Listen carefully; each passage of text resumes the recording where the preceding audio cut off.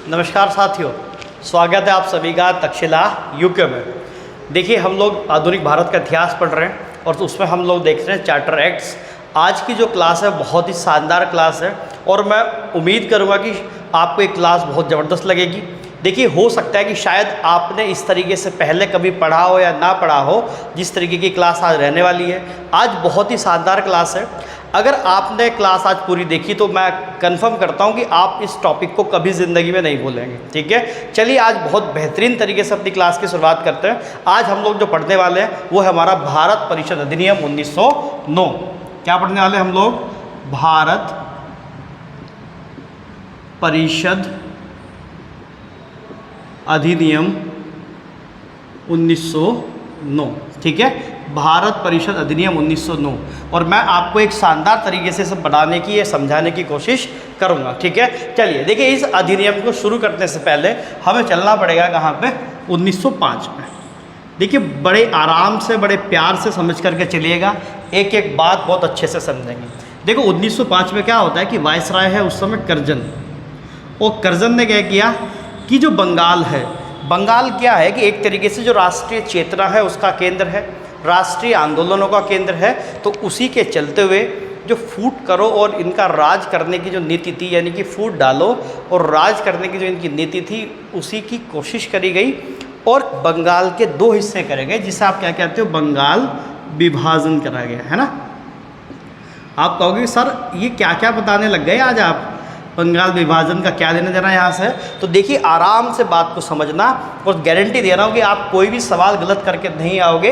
बिल्कुल आराम से तसल्ली बख्श सीखिए चीज़ों को। बंगाल विभाजन हुआ, एक हुआ पश्चिमी बंगाल, जिसे आप पश्चिम बंगाल के नाम से जानते हैं। एक हुआ पूर्वी बंगाल। क्या हुआ? एक हिस्सा क्या बना? पश्चिमी बंगाल। एक हिस्सा क्या बना? पूर्वी बंगाल। पूर्वी बंगाल मुस्लिम बाहुल्य क्षेत्र, मुस्लिम बाहुल्य क्षेत्र। ठीक है, और पश्चिमी बंगाल हिंदू बाहुल्य क्षेत्र।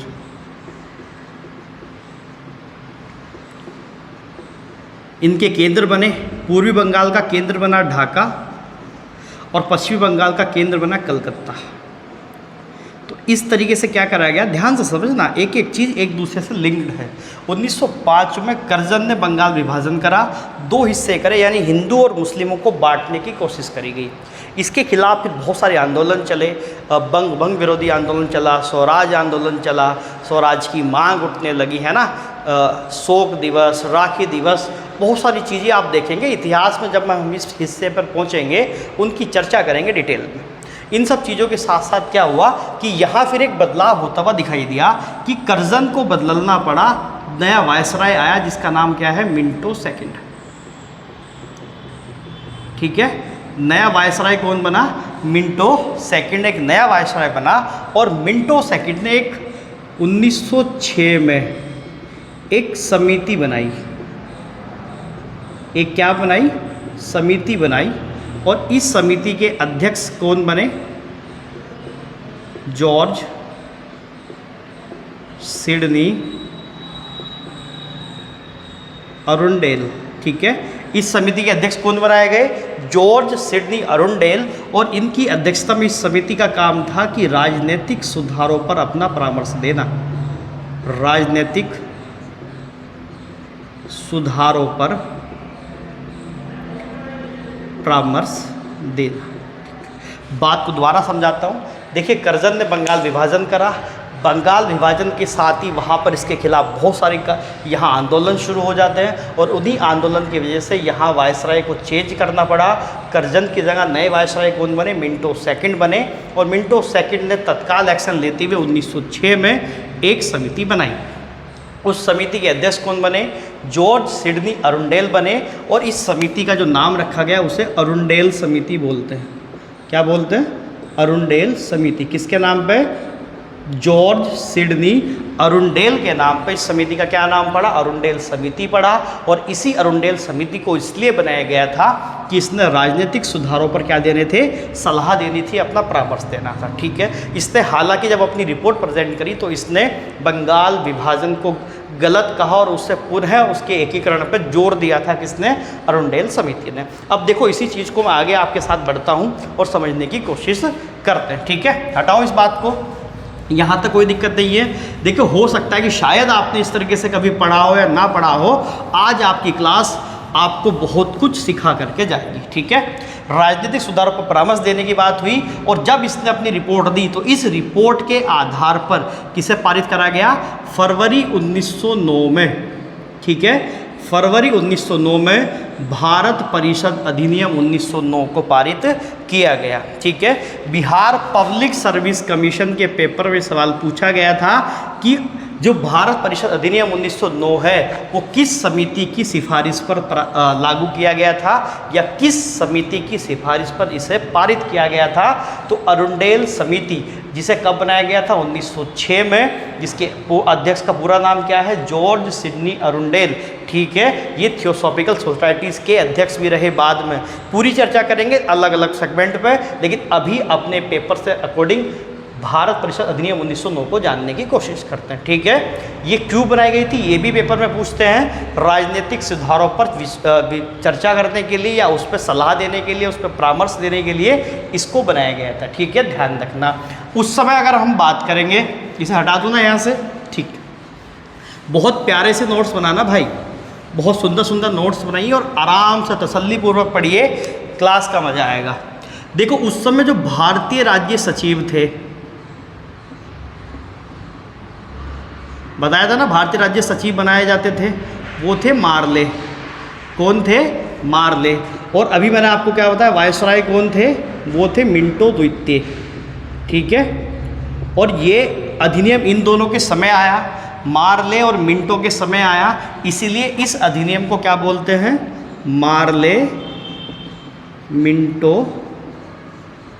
सुधार अधिनियम। ठीक है, इसे क्या बोला जाता है, मार्ले मिंटो सुधार अधिनियम भी बोला जाता है। बात समझ में आ गई। भारत परिषद अधिनियम 1909 का दूसरा नाम क्या है, मार्ले मिंटो सुधार अधिनियम। पूछा जाए कि मार्ले मिंटो सुधार कब आया, 1909, किस समिति की सिफारिश पर बना, अरुंडेल समिति की सिफारिश पर। अरुंडेल समिति बनाई क्यों गई थी, क्योंकि राजनीतिक मामलों पर अपनी सलाह देने के लिए, राजनीतिक सुधारों पर काम करने के लिए अरुंडेल समिति बनाई गई थी। ठीक है, यहाँ तक कोई दिक्कत नहीं है। अब इस भारत परिषद अधिनियम में दो तीन चीज़ें बहुत ज़्यादा महत्वपूर्ण हैं जो पेपर के लिए बहुत इंपॉर्टेंट होती हैं दोस्तों। अब उन्हीं दोनों तीनों चीज़ों को समझने की कोशिश करते हैं। ठीक है, लेकिन उससे पहले मुझे थोड़ा सा आपको कुछ बताना पड़ेगा। ठीक है, चलिए मैं थोड़ा सा बताऊं आपको कुछ, ध्यान से सुनना। देखिए होता क्या है, 1906 में अगर आप देखोगे बंगाल विभाजन हो गया 1905 में, एक मुस्लिम बाहुल्य क्षेत्र बन गया और एक क्या बना, हिंदू बाहुल्य क्षेत्र बना। जो मुस्लिम बाहुल्य क्षेत्र का उसका केंद्र या उसकी राजधानी मैं किसे क्या कह सकता हूँ, ढाका को कह सकता हूँ। उसी ढाका में 31 दिसंबर 1906 में क्या बनी, मुस्लिम लीग की स्थापना हुई। ठीक है, किसकी, मुस्लिम लीग की स्थापना। यहाँ मैं एक बात आपको बताना चाहता हूँ। देखिए मैं मुस्लिम लीग के बारे में यहाँ कुछ चर्चा नहीं करूँगा आपसे, मैं केवल और केवल आपको बता रहा हूँ कि कैसे कैसे कालक्रम हुआ। मुस्लिम लीग जब मैं आपको पढ़ाऊँगा टॉपिक्स, तब वहाँ क्लियर करूँगा कि मुस्लिम क्या है, क्यों बनी, किसने बनाई, क्या हुआ, क्या क्या घटना घटी थी। अभी हम अपने भारत परिषद अधिनियम 1909 को लेकर के चलते हैं। इसका तीसरा अधिवेशन एक हुआ था 1908 में, कहाँ पर, अमृतसर के अंदर। कहाँ, अमृतसर। जिसकी अध्यक्षता करी थी सैयद अली इमाम ने। किसने, सैयद अली इमाम। इस अधिवेशन की अध्यक्षता किसने करी थी, सैयद अली इमाम ने करी थी। और इस अधिवेशन की खास बात ये थी कि मुस्लिम लीग ने पृथक निर्वाचक या निर्वाचन क्षेत्र की मांग करी थी। किसकी मांग करी थी, पृथक यानी कि विभिन्न सांप्रदायिक निर्वाचक क्षेत्र या निर्वाचन क्षेत्र की मांग करी थी। ठीक है, अब यहाँ एक बवाल आ गया है कि भैया ये क्या मसला है, पृथक निर्वाचक क्षेत्र क्या होता है। अब ध्यान से सुनना जरा बात को, बहुत सारे बच्चे, सच बता रहा हूँ, आप में से जितने लोग मुझे देख रहे हैं कि वो ये भी नहीं जान पा रहे होंगे कि पृथक निर्वाचक क्षेत्र क्या होता है। देखिए दो चीज़ें होती हैं, एक होता है आरक्षित क्षेत्र, एक होता है आपका पृथक निर्वाचन क्षेत्र। अब देखो ध्यान से सुनना, आरक्षित क्षेत्र पहले किससे कहते हैं वो समझिए।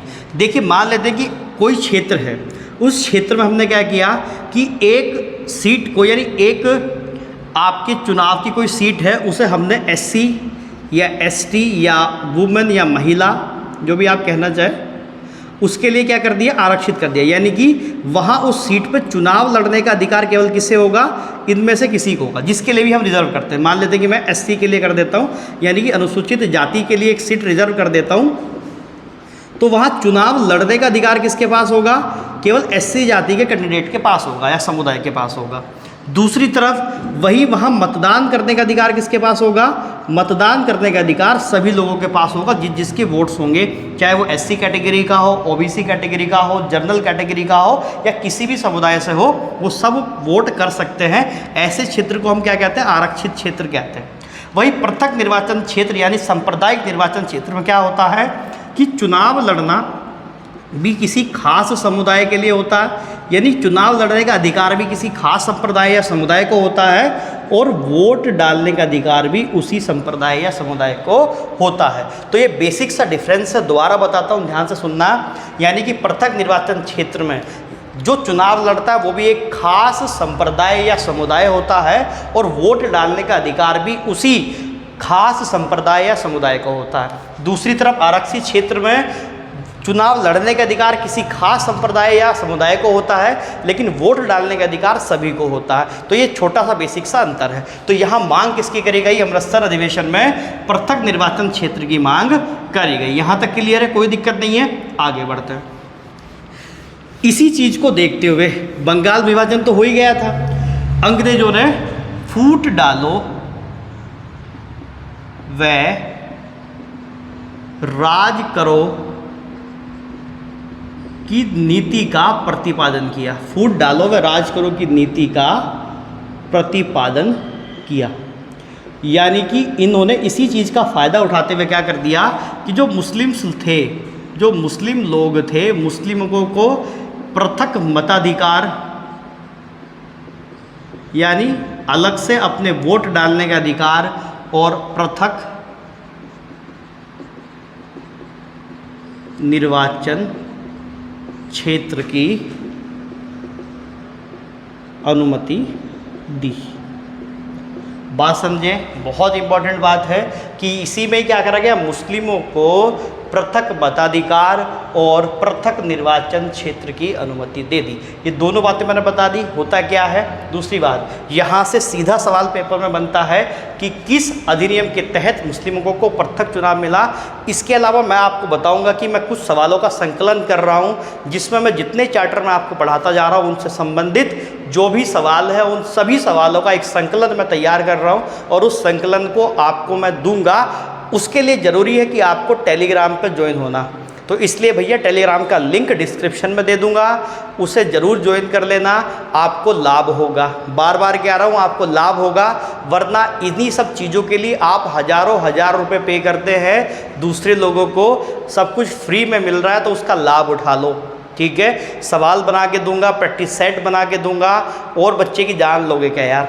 ठीक है, अब तुम ये वीडियो देख भी नहीं सकते, पढ़ भी नहीं सकते, उसे रिवाइज नहीं कर सकते, अपने दोस्तों को शेयर नहीं कर सकते, है ना, लाइक नहीं कर सकते, कोई प्यारा सा कमेंट नहीं कर सकते, तो बढ़िया मेरे लिए बड़ा डूब मरने वाली बात हो जाएगी अब। ठीक है, तो ये खुद सोचो यार आप लोग, भैया समझो यार, है ना। तो मुस्लिम को क्या मिला, पृथक मताधिकार मिला और पृथक निर्वाचन क्षेत्र की अनुमति दी गई। कितनी इंपॉर्टेंट बात है, पेपर पर सीधा सवाल यहाँ से बनता है। बात समझ में आ गई। देखो, जैसे ये काम इसमें किया गया तो जो भारतीय सचिव थे जिनका नाम क्या था, मार्ले, और वायसराय थे मिंटो, तो मिंटो ने एक पत्र लिखा किसे, मार्ले को, और पत्र में पता क्या कहा कि हम नाग के दांत बो रहे हैं। यानी कि मिंटो को ये पता चला कि ये जो हम कर रहे हैं ना सांप्रदायिकता का जो घोल रहे हैं समाज के अंदर हिंदू मुस्लिम को अलग अलग करने की, ये एक दिन बहुत इसके परिणाम बहुत ही भीषण होंगे। हम नाग के दांत बो रहे हैं जिसके परिणाम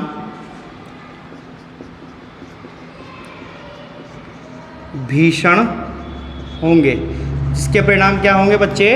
भीषण होंगे। ऐसा मिंटो ने मार्ले को एक पत्र में कहा था, तो ये भी बात आप ध्यान रखना। तो यहाँ तक क्लियर हो गई बात, मैं आगे बढ़ जाऊँ? ठीक है, इसे हटा दूँ ना यहाँ से, ठीक, वेरी गुड, बहुत बढ़िया। चलिए थोड़ा सा इसमें आगे बढ़ते हैं और लगातार क्या क्या चल रहा है उसे ज़रा देखने की कोशिश करते हैं। देखो इसके अलावा क्या होता है कि अभी इसी दौरान अगर आप देखोगे दिल्ली दरबार लगाया गया था 1911 के आसपास।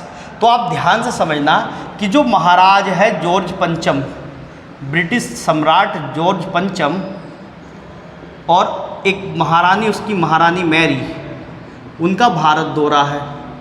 ठीक है, वो किस पे आने वाले हैं? भारत में आने वाले हैं। और भारत में अगर अशांति फैली होगी तो इनके सामने वायसराय क्या तो अपने तथ्य रखेगा और क्या उसकी इज्जत रह जाएगी। इसीलिए उसने कुछ सुधार करे इस भारत परिषद अधिनियम 1909 के तहत। वो क्या सुधार है मैं उसमें आपको बताता हूँ, ठीक है, ध्यान से समझना। ये कुछ इस तरीके की बात है जैसे एक पत्नी है और एक पति है, ठीक, और बच्चे हैं। हालांकि पत्नी डेली बच्चों को और बच्चे के बाप को पटक पटक के पीटती है, लेकिन जब सामने कोई मेहमान आएगा या उसके मम्मी पापा आएंगे तो उसके सामने बड़ी शालीनता से, बड़ी शिष्टाचार से बातें करी जाएंगी। आप चाय ले लीजिए ना बेटा, बिस्किट ऐसे नहीं उठाते, यानी शिष्टाचार को दिखाया जाएगा। तो वही कोशिश जारी यहाँ पे भी करी जा रही थी कि भारतीय सदस्य को किसी तरीके से शांत किया जाए और यहाँ पर कुछ भी ऐसा ना हो कि जिससे समस्या पैदा हो। इसलिए भारतीय सदस्यों को और अधिकार देने की बातें यहाँ पर होने लग गई। ध्यान से समझना, अब भारतीय सदस्यों को अधिकार धीरे धीरे बढ़ने लग गए हैं, जिसमें क्या अधिकार मिले कि भारतीय सदस्यों को पहला अधिकार बजट पे विवेचना करने का अधिकार मिला। यानी कि आप बजट है, बजट पे हम विवेचना करेंगे, बातचीत करेंगे। बजट पर विवेचना करने का अधिकार मिला। ठीक है, क्या मिला? बजट पर विवेचना करने का अधिकार मिला।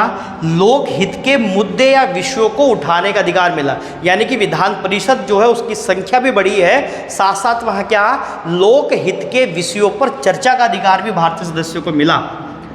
लोक हित के विषयों पर चर्चा का अधिकार मिला। और इसमें इम्पोर्टेंट बात है, ये बहुत बढ़िया सवाल है, कई बार पेपर में आता है कि अनुपूरक प्रश्न पूछने का अधिकार। अनुपूरक प्रश्न पूछने का अधिकार। अनुपूरक प्रश्न पूछने का अधिकार। अब बात यह है कि अनुपूरक प्रश्न क्या होता है। सच बता रहा हूँ, ईमानदारी से देखना और सोचना, मुझे बताने की ज़रूरत नहीं है, किसी को भी ज़रूरत नहीं है। आप में से कितने लोग जानते हैं कि अनुपूरक प्रश्न क्या होता है? और अगर मेरी वीडियो देख रहे हैं और आप जानते हैं तो पॉज करके अभी कमेंट सेक्शन में डाल देना कि अनुपूरक प्रश्न क्या होता है। बाकी तो मैं बता ही रहा हूँ, ठीक है। देखो, आप इस चीज़ को इस तरीके से समझिए, जैसे मैं आपको अभी भारत परिषद अधिनियम 1909 पढ़ा रहा हूँ, तो मैंने अपनी बात आपके सामने रखी और आपको पढ़ाया। और अगर आप मेरी बात समझने के लिए इसके काउंटर मुझसे कुछ सवाल करते हैं तो उन्हीं सवालों को क्या कहते हैं? अनुपूरक प्रश्न कहते हैं। यानी कि विधान परिषदें जब चला करती होंगी तो वहाँ पे जो अंग्रेजी सदस्य होते होंगे, सरकारी सदस्य जिसे कहा जाता था, वे अपनी बात रखते होंगे। तो अपनी बात रखने के साथ साथ जो भारतीय सदस्य, जो गैर सरकारी सदस्य कहलाते थे, वो जब वहाँ पे बैठते थे तो वो उसके स्पष्टीकरण को और बेहतर तरीके से समझने के लिए क्या करते थे? उनसे उनके उन्हीं सवालों या जवाबों के प्रति सवाल कर सकते थे। उसी को क्या बोलते हैं? अनुपूरक प्रश्न बोलते हैं। अब तक ये अधिकार नहीं था। यहाँ पहली बार भारत परिषद अधिनियम 1909 में अनुपूरक प्रश्न पूछने का अधिकार भारतीय सदस्यों को मिला। ये पेपर में सीधा सवाल आता है, ध्यान रखना। तो अनुपूरक प्रश्न पूछने का अधिकार किस अधिनियम से मिला? भारत परिषद अधिनियम 1909 से। लेकिन ये ध्यान रखना, लेकिन बजट पर मतदान का अधिकार नहीं मिलता है, लेकिन बजट पर मतदान का अधिकार नहीं मिला, ध्यान रखना, लेकिन बजट पर मतदान का अधिकार यहाँ पर नहीं मिलता, ध्यान है, क्लियर हो गई बात, मैं आगे बढ़ रहा हूँ, ठीक है। और 1909 की लास्ट बात एक और है, ये भी बहुत महत्वपूर्ण बात है, क्योंकि पहली बार ही ऐसा हो रहा था। क्या हो रहा था, याद करिए, ये अधिकार भी किसे मिला, भारतीय सदस्यों को मिला।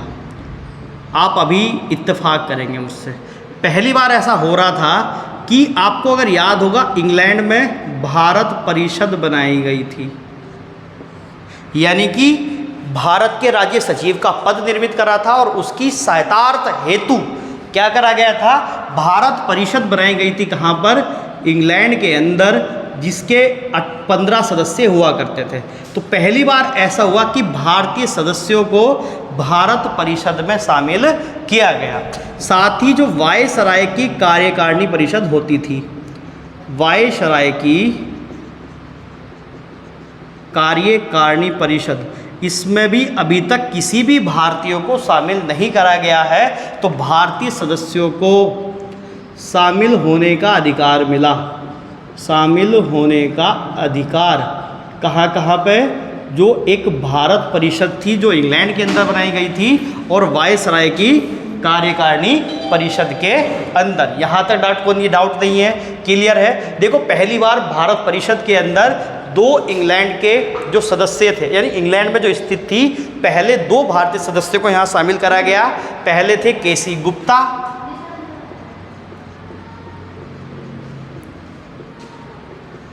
पहले कौन थे, केसी गुप्ता, और दूसरे सदस्य थे हमारे सैयद हुसैन बिलग्रामी, सैयद हुसैन बिलग्रामी, ठीक है। 2 सदस्यों को क्या करा गया, यहाँ पर शामिल करा गया। भारत परिषद जो इंग्लैंड के अंदर स्थापित थी, पहली बार भारत के 2 सदस्यों को इसमें शामिल करा गया। पहले व्यक्ति केसी गुप्ता, दूसरे व्यक्ति सैयद हुसैन बिलग्रामी। और दूसरी बात, पहली बार पहला आदमी जो वायसराय की कार्यकारिणी परिषद में शामिल हुआ, पहला व्यक्ति सत्येंद्र प्रसन्न सिन्हा, क्या नाम है, सत्येंद्र प्रसन्न सिन्हा। ये पहले व्यक्ति हैं जो वायसराय की कार्यकारिणी परिषद में शामिल हुए, पहले भारतीय व्यक्ति जो वायसराय की कार्यकारिणी परिषद में शामिल हुए, और इन्हें विधि सदस्य के रूप में यहाँ पर स्थापित किया गया, यानी कि विधि सदस्य के रूप में इनकी नियुक्ति वायसराय की कार्यकारिणी परिषद के अंदर हुई, ठीक। तो ये रही भारत परिषद अधिनियम 1909 की कुछ चर्चा आपके साथ। मुझे उम्मीद है कि ये क्लास आपको बहुत ही अच्छी लगी होगी, और उम्मीद है कि शायद कंसेप्ट कुछ क्लियर हुए होंगे, और एक एक चीज़ को देखिए समझते चलिए। प्रॉपर अपने नोट्स बनाइए आप लोग, और ईमानदारी से मेहनत से काम करिए, ठीक है। उत्तराखंड की क्लास जल्दी शुरू कर रहा हूँ, लेकिन बहुत धांसू तरीके से शुरू करूँगा, ऐसे शुरू नहीं करूँगा। आप में से जितने लोग उत्तराखंड चाहते हैं कि आप पढ़ें, मैं पढ़ाऊं, तो आप लोग जरा मुझे कमेंट में लिख देना yes sir, yes sir, yes sir. तो एक आइडिया मुझे लगेगा कि आप में से कितने लोग ऐसे हैं जो उत्तराखंड सामान्य ज्ञान को पढ़ना चाहते हैं, ठीक है। इसके अलावा टेलीग्राम का लिंक मिल जाएगा, ज्वाइन कर लेना। चैनल अगर सब्सक्राइब नहीं है तो सब्सक्राइब कर लेना। बाकी फिर मुलाकात होगी आप लोगों से अगली क्लास में, तब तक के लिए बहुत बहुत धन्यवाद। जय हिंद।